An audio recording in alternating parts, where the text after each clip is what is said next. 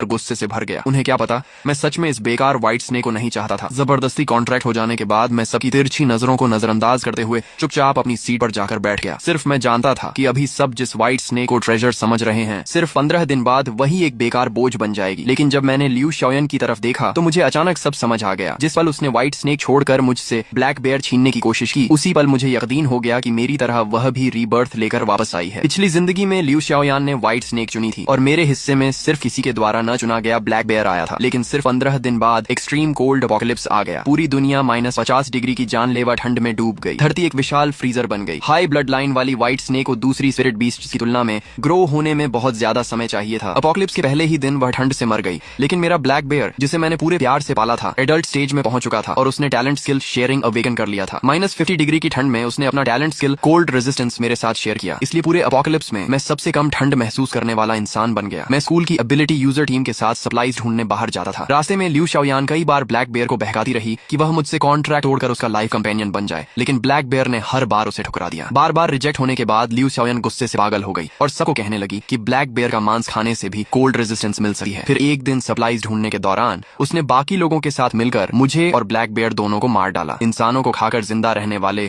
उस अपोकलिप्स में हम दोनों ही उनका खाना बन गए। मैं ठंडी नजर से लियू शाओयान की बाहों में मौजूद ब्लैक बेयर को देखने लगा। पिछली जिंदगी में मेरे और ब्लैक बेयर के बीच बहुत गहरा रिश्ता था। हम ऐसे कॉमरेड्स थे जो अपनी पीठ भी एक दूसरे के भरोसे छोड़ सकते थे। लेकिन इस जन्म में वही ब्लैक बेयर लियू शाओयान के हाथ लग गया। मैं कोल्ड रेजिस्टेंस टैलेंट खो सकता हूँ, लेकिन पिछली जिंदगी का बदला इस जन्म में खून से ही चुकाया जाएगा। मैं ब्लैक बेयर को देखता हुआ खोया हुआ था कि तभी उसने भी अपनी गोल गोल आंखें घुमाकर मेरी तरफ देखा। हमारी नजरें मिली और खिलौने जितना छोटा ब्लैक बेयर अचानक मुझे 2 बार आंख मार गया। 1 बार नहीं, 3 बार भी नहीं, बिल्कुल 2 बार। मेरे दिल में खुशी की लहर दौड़ गई। 2 बार आंख मारना पिछली जिंदगी में हमारे बीच का सीक्रेट सिग्नल था। उसका मतलब था फिक्र मत करो। मेरे पहले वाले रिएक्शन से ब्लैक बेयर समझ गया था कि मैं भी रीबर्थ लेकर आया हूँ और अब उसी सिग्नल से उसने मुझे बता दिया कि वह भी रीबर्थ लेकर लौटा है। ये सोचकर मैंने लियू शाओयान की तरफ एक ऐसी नजर डाली जैसे उसके लिए पहले से ही शोक मना रहा हूँ, सिर्फ इसीलिए कि ब्लैक बेयर देखने में सीधा सादा लगा है। इसका मतलब यह नहीं कि उसका स्वभाव भी सीधा हो। मेरे सामने वाला यह ब्लैक बेयर अंदर से पूरा ब्लैक बेली था। मैं और ब्लैक बेयर आंखों ही आंखों में जल्दी जल्दी बात कर रहे थे कि तभी अचानक मेरे हाथ को एक ठंडे और मुलायम मुंह ने पकड़ लिया। नीचे देखा तो मेरी वही खूबसूरत लेकिन बिल्कुल बेकार noble little ancestor white snake थी। मैं बेकार नहीं हूँ। एक घमंडी और ठंडी आवाज मेरे दिमाग में गूंजी, और इंसान, उस काले बदसूरत भालू को मत देखा करो। मैंने दूसरे हाथ से व्हाइट स्नेक का सिर हल्के से ठोका। अभी तुमने बात की। व्हाइट स्नेक ने घमंड से अपनी जीभ उठाई और मेरी हथेली पर आराम से गोल होकर लेट गई। मुझे लगा